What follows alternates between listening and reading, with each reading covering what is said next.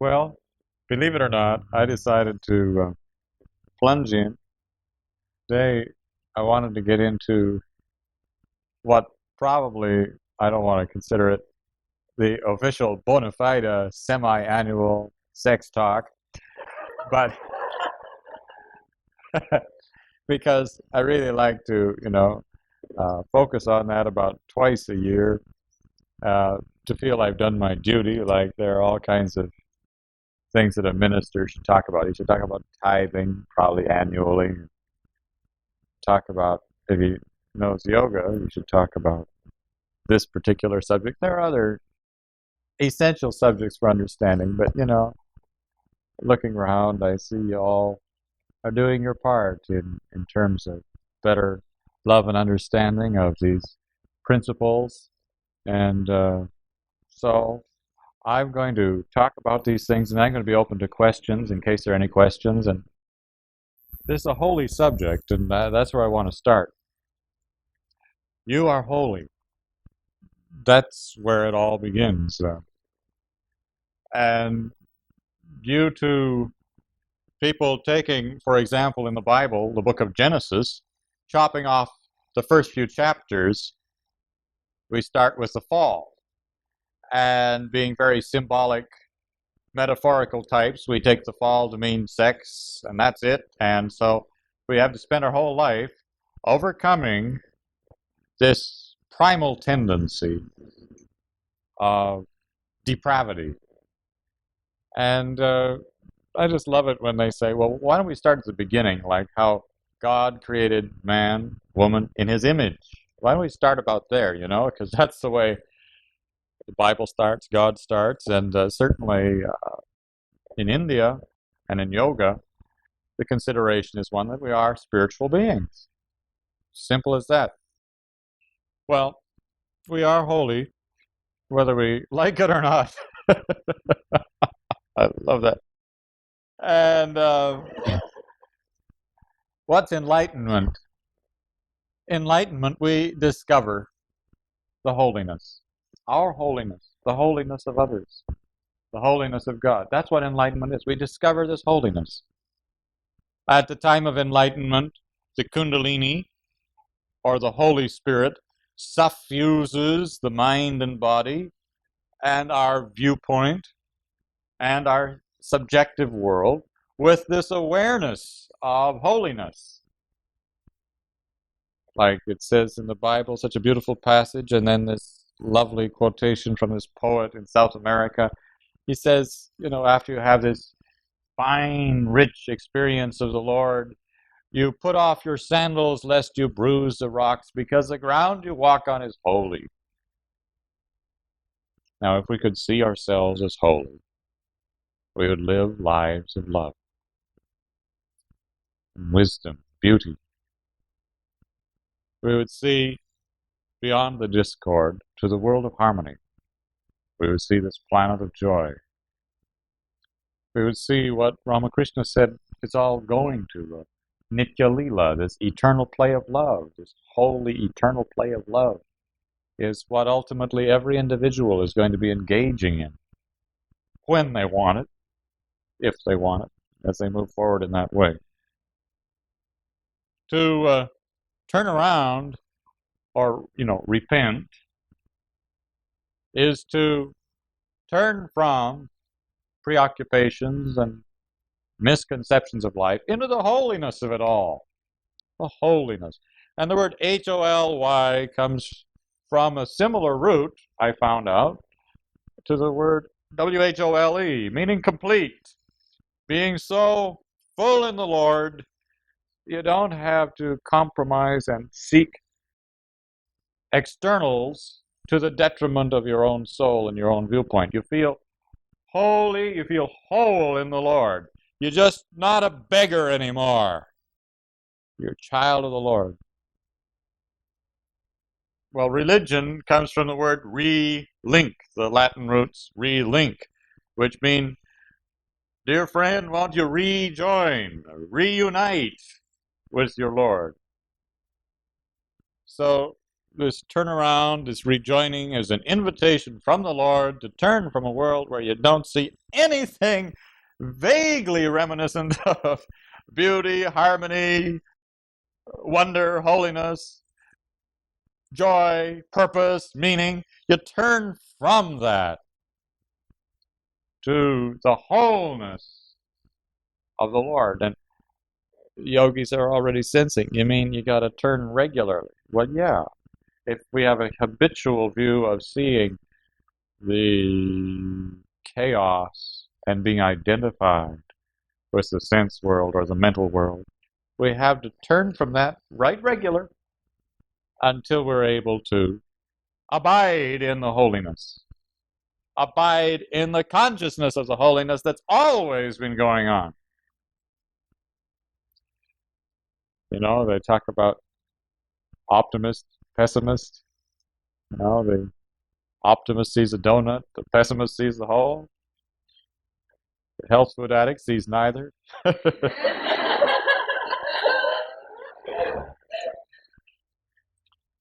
What are the main factors we turn from in order to embrace wholeness? I like waving my arms. It's one of those mornings for waving your arms, but I don't want to be the only one. If you'd all please wave your arms. It's a waving arm day. There you go. Now, I don't want you to covet my arm waving here. Okay. What do you turn from? The main two things that give us the cockeyed view, that give us just this incredible, distorted, miserable view of the world, lust and greed. So, turning from lust and greed are essential for enlightenment, are essential for an awareness of the wholeness of the Lord, the perfection of God, the beauty of your reality, free of incredible, everlasting pining and sorrow for not having what is truly your nature. If you want wholeness, you have to turn from lust and greed primarily. Greed I talk about from time to time. Today's the lust day. If you're going to know you're holy, you can't be so focused on being a sexually incomplete person, requiring somebody to come along and make it right, make you complete. This conception Hollywood would like, Hugh Hefner would like, many would like, but it's utterly wrong. And it's never worked throughout history. If you're going to know your wholeness, you turn from preoccupation with being half a person or an incomplete person who requires some other person to fulfill oneself. Not that that cannot be very beautiful, but it's just the height of ignorance which produces incredible sorrow.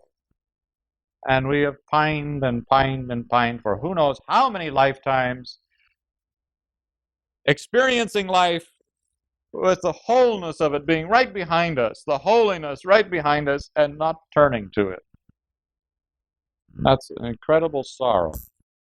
So if on your monitor of your feelings, of your subtle feelings, of your yearnings and pinings and whatnot, it's the deep feeling that some man or woman is going to come and make it right, and that's the way you live, then all the saints pity you. And they know even if you find that person, it won't work. Because in order for you to experience the reality and the Lord, that wholeness comes from God, not from another critter. And this is a loving, wonderful message, and also a harsh message to sentimentalists. But almost everything spiritual is a harsh message to a sentimentalist.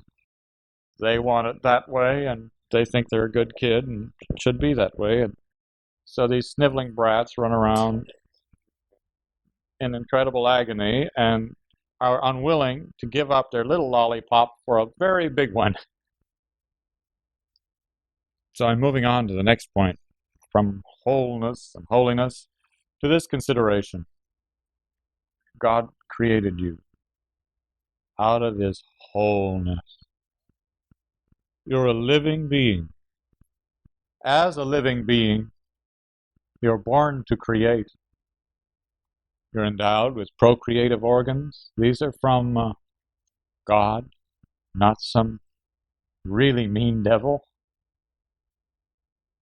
They're from God, a fact of life. And sometimes people who go to the other extreme, they just don't want to face the facts of life. They hope that whatever energy centers are going to give them trouble just drop off when they get really good at yoga. And no, nothing really drops off. You were born with creative capacity, and that's just a fact of life. Your choice is the manner of use of this capacity. You really don't have a choice whether you want to be creative or not. You can try to block it and then have incredible frustration and depression results quite often from it. You can't choose whether you're going to be a creative being. You've been born one. But the manner of the use of this capacity is really importantly resting on your shoulders, the way you're going to use this capacity. And the way you deal with this is one of the most significant things about your entire life history. Now, how do you like to see a starving man and there's a loaf of wheatberry bread over here, and you come and stand between the person and the wheatberry bread? They're not going to like that. And I don't know why God loves to put ministers in the place of standing right between starving people and their wheatberry bread. But apparently it's good for our development. I mean, people just get downright mad about somebody telling them what they can or can't do with their bodies and with their lusts. And they try to treat you right, but they're mad. We crazy yogis step into that delicate place between craving person and object of craving. But I stand here more or less by your choice. People who have been so many incarnations in misery finally want to hear a way out of this incredible trap. Unbelievable cause of sorrow when it is beheld from a separate view rather than from the view of holiness. And so I stand as a guide and a friend and a fellow person on this. We are all in this, and everybody, every single person on this planet has to deal with this basic issue. So I don't want to feel I'm standing between you and the object of your intense feeling. You can place me there in your mind and try to get your feelings whipped up of resentment. I mean, like, it might seem unfair, but I'm not even interested in playing that way. I say the holy people of various religions of all times have said, if you'll deal with this, you'll realize the holiness. If you'll just relate to this tremendous creative nature, you can more readily find the holiness if that's what you want. And if you'd rather have something else, that's your choice.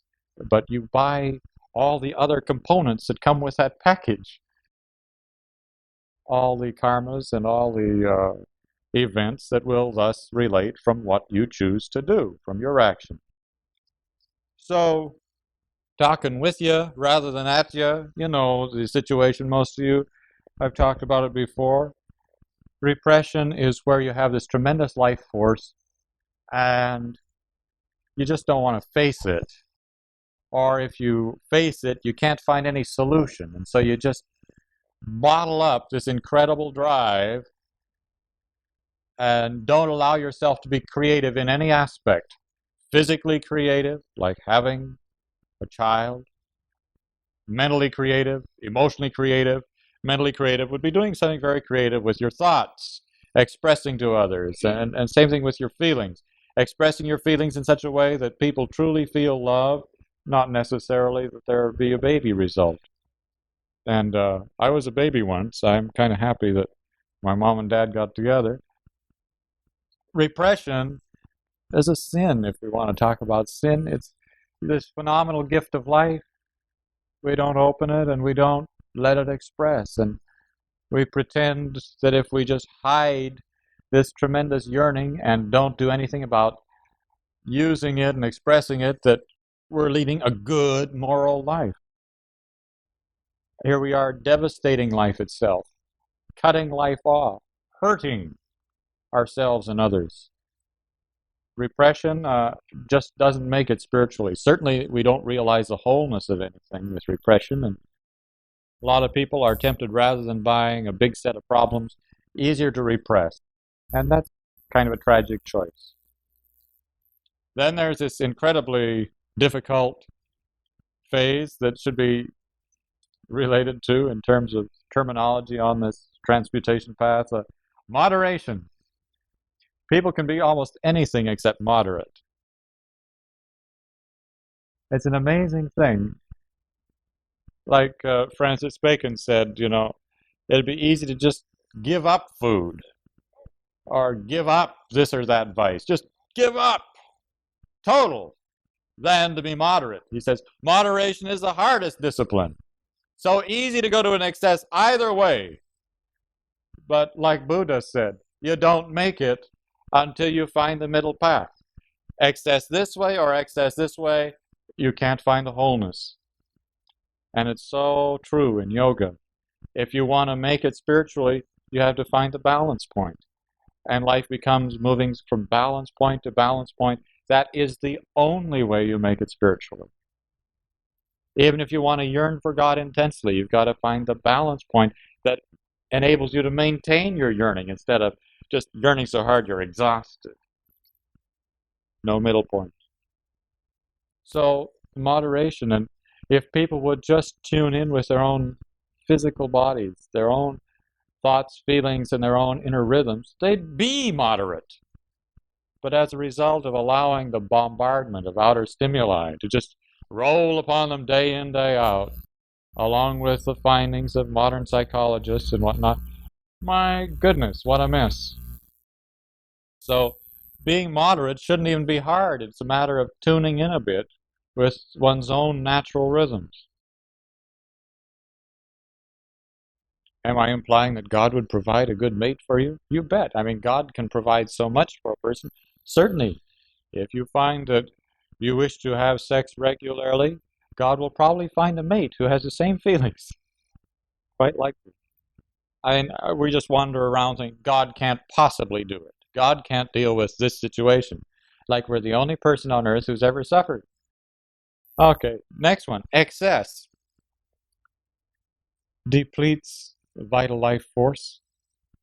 The very powerful energies which are used to create a child or to be creative in other ways. And so excess so drains the subtle body that is capable of experiencing the holiness of all, that one can't have it.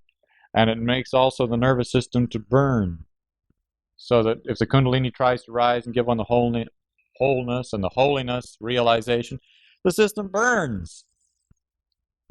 One can't feel whole while one feels burning, so it just stops it right there. And we've done a lot of rotten things to our nerves. We should probably all, on our tombstones, put apologies to our nerves, saying, nerves, we'll make this up to you next time round. But anyway, excess so drains and depletes that one cannot create the subtle substances needed for Kundalini to awaken. In almost all cases. There may be an exception, but I don't know of one. I'm open to it. Then there's the good old Ojas theory. which might be an Ojas law.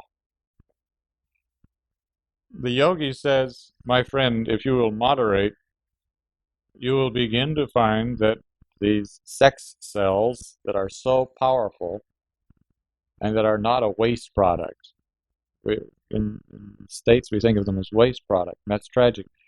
But in both male and female, these cells, some of the cells, a cell which can cooperate and produce a child must be a very powerful cell. There must be an awful lot going for that cell in order for a baby to be able to come forth. Well, the idea is if you are simply willing to trust in the Lord and let these cells build up, what happens is they are, by a process similar to osmosis, dissolved back into the bloodstream. And they travel in the bloodstream mainly to the nerves in the spine where they gather. The nerves in the spinal cord, particularly. And this subtly makes the nerves in the spine so developed that a tremendous rush of energy can go from the lower chakras up the spine into the upper centers and give you enlightenment. And it's next to impossible to have enlightenment, sense the wholeness and the holiness, unless you've got some ojas. The reason being, if you don't have any ojas, the kundalini can't go up. It's just too burny. It just makes your whole system feel like it's on fire instead of in harmony with the divine. Now, sometimes people experience the feeling of burning up, which happens a few times, and then they feel this wholeness, and that might be the case. But without ojas in the system, you can't maintain the divine rush. Now, you see the problem there. You can say you're doing yoga and being moderate or abstaining, and if you are not consciously letting God deal with this process and letting this energy be absorbed in a loving way back into the bloodstream, you're not going to get much ojas, if any. Just being moderate or celibate, just like that, does not necessarily mean ojas is going to be formed. It generally does if you just realize that God created you to be a creative being and you're open to that process at whatever level. So ojas is a very big factor in terms of one's ability to experience the goals of one's life. And when you have ojas, you begin to feel very serene. Your body begins to feel like it's got like a liquid under the skin, kind of like a subterranean spring under your skin. And there's a feeling of like a cool fountain moving up the spine.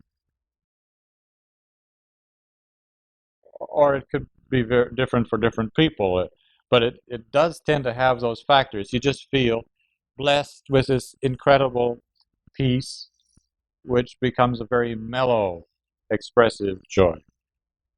And those are signs. In fact, people think they have too much trouble going through the process of being moderate or abstaining, little realizing that if they just realize the first part is difficult, later on the very process is going to enthrall them, inspire them, help them no end.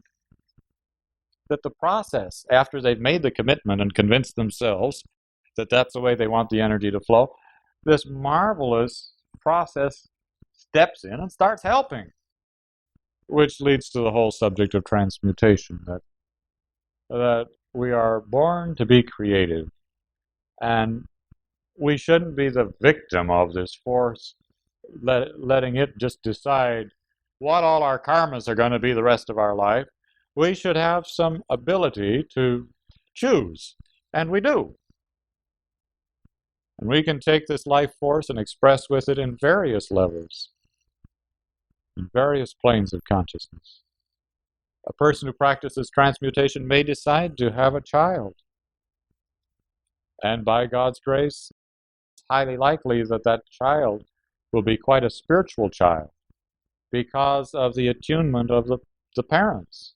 the spiritual attunement of the parents at the time of conception. I mean, like, it's a tragic thought that most of the babies in this world are a byproduct. The two people weren't coming together in order to have a baby.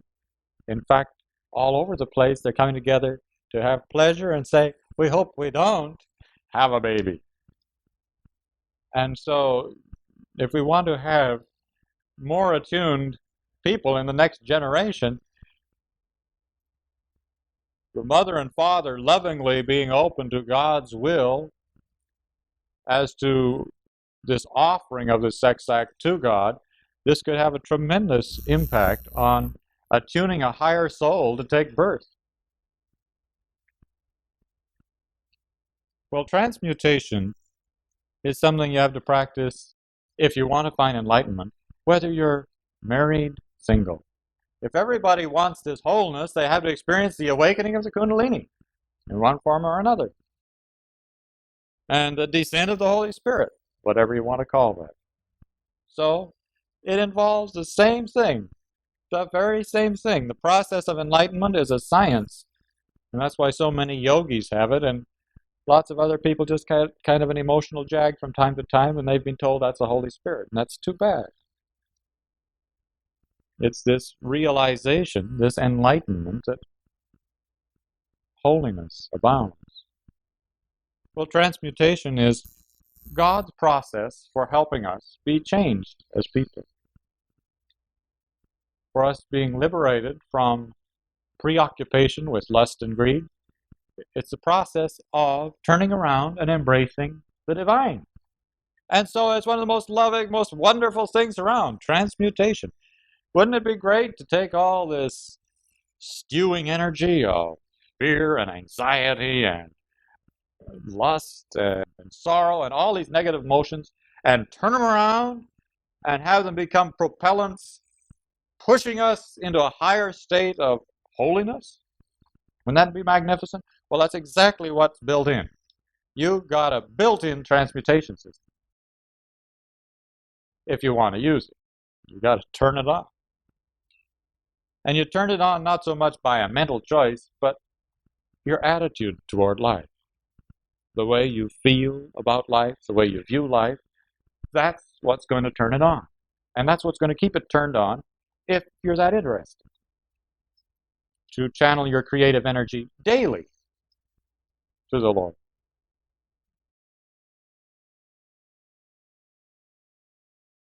If you're looking for your happiness in life through your sense organs, then you're going to always see it disjointed, separatistic, and feel cut off from something you yearn for so much. And you'll try to find it usually through sex or through drugs or whatever. And it just never quite works. Never lasts. Well, I think I've talked enough about that. I'll be happy to touch on any of these if there are questions. Now, if you are living in joy, a continuous, ever-new joy, then that's one sign that God is real for you. And if you have no preoccupation with sex thoughts, they come and go, but you just don't hold on to them and intensify them and wring their scrawny necks or whatever. If you're not preoccupied with sex thoughts, or not preoccupied, thoughts of the opposite sex come to your mind, but if you're not preoccupied, then you're living in God's grace. And if you just maintain that, you'll find enlightenment. The true spiritual life does not begin until the sex force is under control in a constructive way.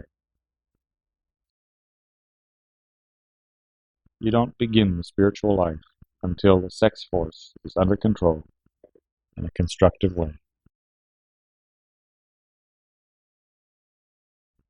The clue is that sex is holy. Sex is from God.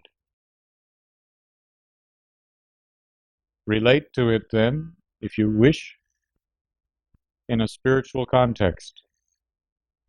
It's a play of Shiva Shakti, the Divine Father, the Divine Mother, bringing about your birth, the awakening in you. And that's the essence of sex. It's the play of two divine forces. The masculine force called Shiva, the feminine force called the Shakti, the masculine force called reason, the feminine force called feeling. These two coming into union, bringing about your awakening to the holy reality and your birth. The same principle operates on the mental and physical level. That's not its main home, but it operates on the mental level and the physical level. If you can, from your meditation, sense holiness, you can get this insight about sex and sexuality, and you can then see how it operates on a mental and physical level. This particular viewpoint gives one so much more freedom. M, the great disciple of Ramakrishna, talks about this, and his implication is something like this. Your mother and your father shared in the divine creation the day you were conceived.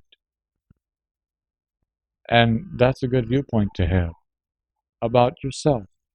Your mother and father, consciously or unconsciously, shared in the divine creation the day you were conceived.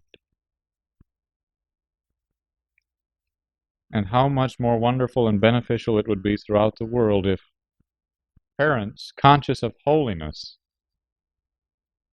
could play not just sex play, but divine play. Consciously choosing to express and experience more of the divine as a result of their union.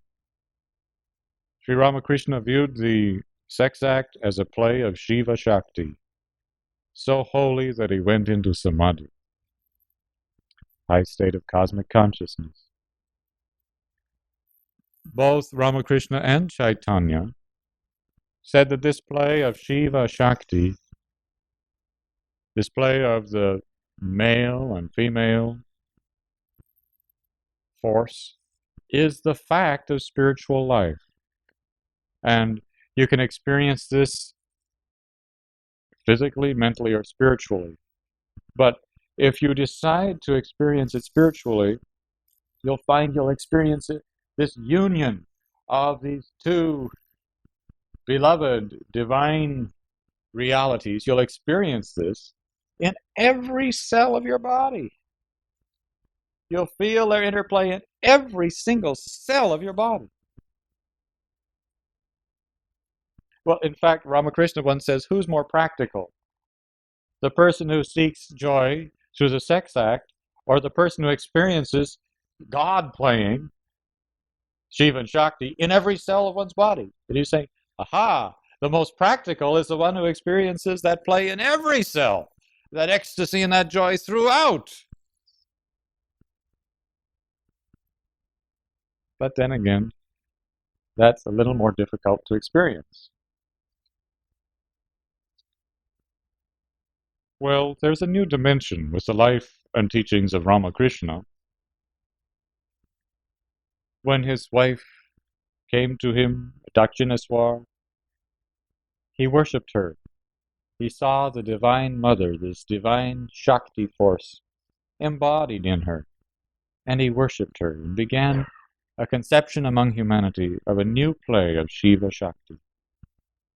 He gave this as a clue for the human race, whether married or unmarried, an attitude between male and female that can reveal the holy and reveal a new dimension of life for all. The old chant would have been, and not that it's a bad chant, it's a great chant, but Bhagavati Vasudeva would be the old chant in terms of mom and dad. Thus comes the Krishna, the Son. A new ideal for men and women today, single or married. The liberating prospect is something like Sharada Ramakrishna, because what they showed was not the physical union of the child, but the spiritual union and the transformation of the planet. Not that that is accomplished, but as a result of their love being so intense and so powerful, incredible numbers of spiritual children have been born. That is to say, crooks and villains have become saintly because particularly of this tremendous new ideal of this spiritual creation. Well, next thing, third point, and then I quit. People try to see sex in a disjointed way. However, if one is going to experience wholeness, that involves all of your being. And the whole of one's integrity is involved in sex. Integrity is your personal experience and expression of truth. And at the same time, your soul is perfect truth. So to think that one's going to get to the place of finding this wonder and this holiness, this allness, by being untruthful is bizarre, because the path to the soul would be striving to express, certainly among other things, more truth. Truth, beauty, goodness, reveal the spirit. So integrity, through being honest, this is the path to the soul, and there's no other way. So what if we deceive ourselves or deceive others about anything, especially regarding sex? Then how can we say we have the momentum to know the soul when we're actually having a momentum in the other direction? We don't want to behold the truth because we're too busy lying, deceiving ourselves. It's interesting that sex very often tries to make people lie, be untrue to their mates, be untrue to oneself, or makes us live in guilt, or fear, or life-killing excess. Sex is in there trying again and again to destroy one's integrity. And it's our integrity that's going to lead to the divine. These lies, these tendencies that are associated with sex, are thieves that expertly rob us of spiritual life. They rob us of the most precious possibilities available to us in our whole life. They steal. They're the true robbers, these lies. Well, so the sex force is marvelous, wondrous gift of God that can lead to wholeness, or the opposite direction. It's so dynamic. It's going to be one or the other. Or some kind of repression until finally you break down and go one way or another. And very often people make the wrong choice. The sex force must be channeled, or one's life never gets stable. It's always changing. The thing you want always seems to vanish. It never materializes for you. It's always letting go or dissolving or taunting you from here and then taunting you from there. That's a characteristic of the sex force being wild. Or there's no lasting bliss unless we channel the sex force. Our brains are foggy and unclear. We lose our serenity unless we channel the sex force. We lose our memory of our spiritual origin. We lose our memory of the important things we thought about that we want to express in our life. We forget them in this whirlwind of heavy heartbeats. We lose our vitality.